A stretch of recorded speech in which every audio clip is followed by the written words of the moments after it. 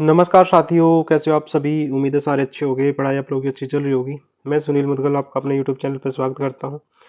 जैसा कि आपको बताया, विनय शर्मा सर ने प्रैक्टिस सेट स्टार्ट कर रखे हैं। 10 टेस्ट का सॉल्यूशन कर चुके हैं। आज टेस्ट नंबर 11 करेंगे और आज की क्लास का पहला क्वेश्चन है जो कि हमारा ज्योमेट्री का साइन रूल के ऊपर है। तो आप लोगों को साइन रूल बता देता हूँ क्या होता है। मैंने कहा साइन रूल होता है जी,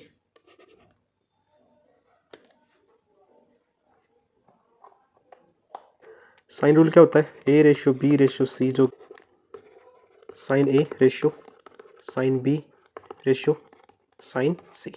ठीक है।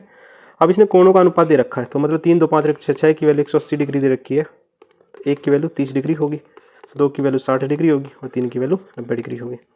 तो यदि मैं साइन A की जगह 30 डिग्री पुट करूँ, साइन B की जगह 60 डिग्री पुट करूँ, साइन C की जगह 90 डिग्री पुट करूँ, तो रिजल्ट मिलेगा जी 1/2 √3/2 और 1। तो रेशियो निकालना चाहे तो 1/√3/2। यदि सॉल्यूशन पसंद आए तो वीडियो को लाइक और चैनल को सब्सक्राइब जरूर करें। साथ साथ में अपने अपने ग्रुपों में भी शेयर कर दें। जिन बच्चों के पास सॉल्यूशन नहीं पहुंच रहे वहां तक भी सॉल्यूशन पहुंचने चाहिए। क्वेश्चन नंबर 2 में कहा है कि एक ग्राहक द्वारा खरीदे गए विभिन्न उत्पादों को कुल विक्रय मूल्य 3,000 रुपये से कम है। एक विक्रेता 12% की छूट प्रदान करता है। यदि सभी उत्पादों में 3,000 रुपये से अधिक तो 15% छूट दी जाती है। आनंद को 900 रुपये पर 9% का मार्जिन मिलता है और 1900 रुपये पर 6% का मार्जिन मिलता है। तो बिल निपटान के लिए आनंद को भुगतान करना पड़ेगा। मैंने कहा अभी 900 पर 9% की छूट मिलती है, तो 9% की छूट का मतलब 81 की छूट मिलेगी। तो इसका मतलब टोटल प्राइस कितना रहा होगा उसका, 981 रहा होगा। मैंने कहा भाई 1900 पर 6% की छूट मिलेगी, मतलब 114 रुपये की छूट। तो टोटल या प्राइस 2014 रहा होगा। यदि मैं इन दोनों को ऐड कर दूँ तो टोटल 2995 रुपये देने पड़े होंगे। आप कहोगे जी ठीक है, ठीक है, लेकिन ये कह रहा है कि 3,000 रुपये से कम की चीज़ है तो 12% की अतिरिक्त छूट मिलेगी। तो मैंने कहा अभी 2995 है, इस पर 12% अतिरिक्त छूट, मतलब 88 की वैल्यू निकाल दे। 88 की वैल्यू मिलेगी 2635.60। तो ऑप्शन नंबर डी ठीक रहने वाला फिर यहाँ पे। ठीक है, चलो चलते हैं क्वेश्चन नंबर 3 की तरफ। क्वेश्चन नंबर 3 में इसने कहा कि x = 110, y = 111 और z = 112। तो फॉर्मूला लगा देंगे इसमें, x + y + z/2, x - y का स्क्वायर प्लस में y - z का स्क्वायर प्लस में z - x का स्क्वायर। ठीक है। जब मैं तीनों का सम करूँगा तो 110, 330, 330 होती है 333/2। तो यहाँ रिजल्ट मिलेगा 1 का स्क्वायर प्लस में 1 का स्क्वायर प्लस में 2 का स्क्वायर। मैंने एक लाइन कम कर दी। तो 333 गुना में 2, 4, 2, 6, 2 से कटेगा 3 बार, तो रिजल्ट रहने वाला है 999। ऑप्शन नंबर ए ठीक रहने वाला है।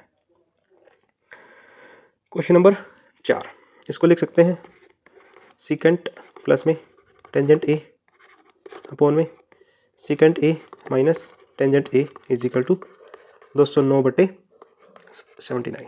तो ये हो जाएगा सीकेंट ए अपॉन में टेंजेंट ए, एक बार जोड़ देंगे एक बार घटा देंगे तो ये हो जाएगा 288/130। रेशियो की बात करेंगे तो कितना हो जाएगा 144/65। और मुझे निकालना साइन, तो इसको लिख सकते हैं 1 अपॉन में कोस, इसको लिख सकते हैं साइन अपॉन में कोस। तो कोस से कोस कटेगा 144/65 और साइन चाहिए तो इसका रिवर्स कर देंगे, 65/144। ऑप्शन नंबर डी ठीक रहने वाला है। 4 क्वेश्चन हो चुके हैं। क्वेश्चन नंबर 5, क्वेश्चन नंबर 5 में इसने कहा है किसी वस्तु पर 7.5% की कमी करने पर 7400 रुपये में एक पहले वस्तु खरीदी की तुलना में 15% अधिक खरीद सकता है। तो मैंने कहा भाई प्राइस और क्वांटिटी, ओल्ड प्राइस और न्यू प्राइस। 7.5% की कमी करेगा तो 100 की चीज़ कितने बेचेगा। मैंने कहा भाई 92.5 में। और इसकी रेशियो की बात करेगा तो कितना होगा। मैंने कहा भाई 40 से 37 हो जाएगा। तो क्वांटिटी 37 से 40 खरीदेगा। 40 कैसे भाई, ये पॉइंट हटाएंगे तो ऊपर 0 शिफ्ट हो जाएगी। ठीक है, तो हमारे हिसाब से क्वांटिटी 3 है, 3 की वैल्यू 15 किलो है, तो 1 की वैल्यू 5 किलो होगी और 37 की वैल्यू 185 किलो। मैंने कहा अभी 7400 रुपये में 185 के हिसाब से कितने किलो चीज़ कितने रुपए प्रति किलो आ सकती है। लेकिन इसको 32 का फायदा चाहिए तो 132.5 पॉइंट हटाएंगे तो 0 और परसेंटेज हटाएंगे तो 2 0। तो 2 0 से 2 0 कटेगी 74 से 37 दूनी 74, 37 से 5 बार और 5 से कितने में कटेगा 5 से 26 बार और 5 बार। ठीक है ना। 2 से कितनी बार कटेगा 5 बार, 5 से कितनी बार कटेगा 5 5 25 और 5 3 15, तो 53 रुपये प्रति किलो। ऑप्शन नंबर बी ठीक रहने वाला है। परसेंटेज का सवाल है, उम्मीद है परसेंटेज चैप्टर आपको अच्छे से आता होगा। क्वेश्चन नंबर 6, इसने कहा है कि ए बी मिलकर 25 दिनों में काम कर सकते हैं। मैं डाटा बना लेता हूँ। A plus B, B plus C, A plus C, A plus B plus C plus D. ठीक है, ये 25 दिनों में काम कर सकते हैं, ये 36 दिनों में, ये 30 दिनों में और ये 18 दिनों में। ऐसा काम जो सभी से कटता हो, मैंने कहा 900 यूनिट मान लेते हैं। तो एफिशिएंसी क्या होगी 36, 25, 30 और 50। इसने कहा कि डी कितने दिनों में करेगा, तो मैं क्या करता हूँ, मैं सिर्फ ए बी सी से ही डाटा निकाल लेता हूँ। मैं यहाँ से निकालना चाहूँ तो कह सकता हूँ जी 2a प्लस बी प्लस सी कितना काम करेंगे। यदि मैं सभी को जोड़ूंगा तो कितना मिलेगा 91।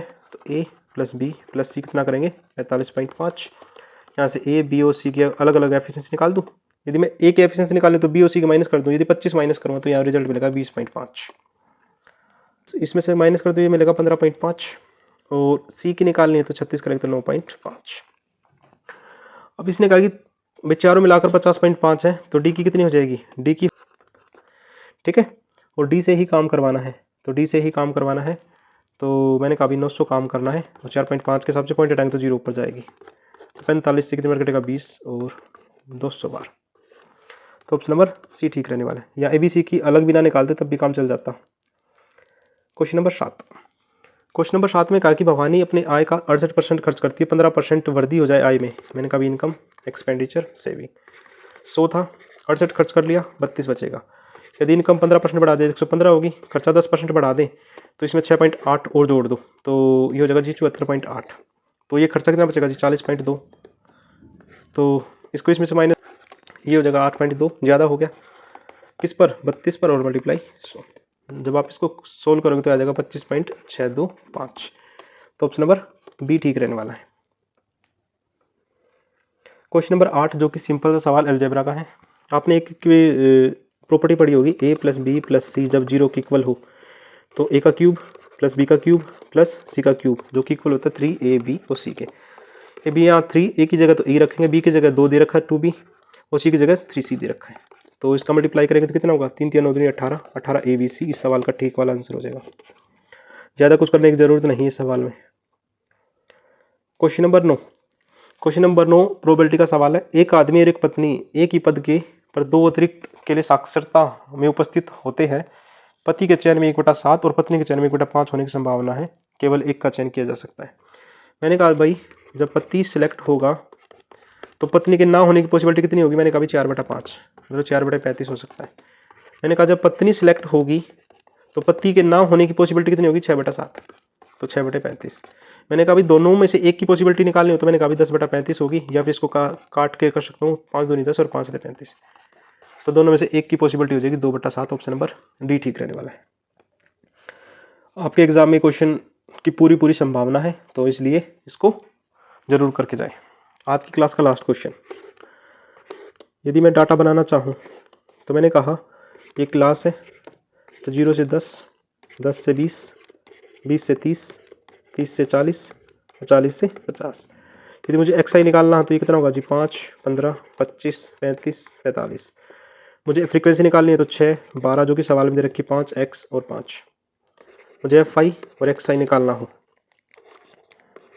FI और XI तो ये हो जाएगा जी 30, 180, 125, 35X और ये हो जाएगा 225। यदि फ्रीक्वेंसी को जोड़ूं तो फ्रीक्वेंसी कितनी हो जाएगी, मैंने कहा 38 प्लस X होगा और इसको जोड़ेंगे तो ये हो जाएगा 810 प्लस में 35X। तो मीन निकालना, तो मीन का फॉर्मूला क्या है, सिग्मा FI XI अपॉन में सिग्मा FI। तो मीन की वैल्यू तो दे रखी सवाल में 24.6, ये हो जाएगा जी 810 प्लस में 35X अपॉन में 38 प्लस X।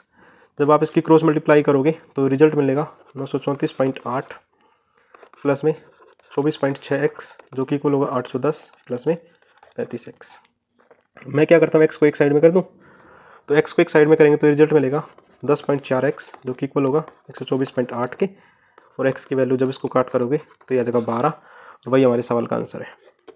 यदि ये सॉल्यूशन पसंद आए तो वीडियो को लाइक और चैनल को सब्सक्राइब जरूर करें और यहाँ तक की वीडियो देखिए उसके लिए थैंक यू।